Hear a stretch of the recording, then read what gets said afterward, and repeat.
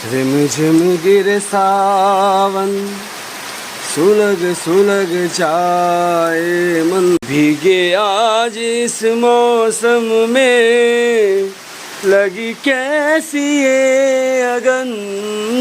रिमझिम गिरे सावन, सुलग सुलग जाए मन, भीगे आज इस मौसम में, लगी कैसी ये अगन।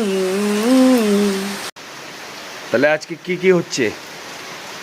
ইচ্ছে তো করছে খিচুড়ি খাওয়ার, কারণ খুব জোরে বৃষ্টি পড়ছে, তুমি খিচুড়ি খাও না, সেই জন্য নিরামিষ ঘন্ট। আজকে মঙ্গলবার নিরামিষ। এগুলো ডুমুর মনে হয়।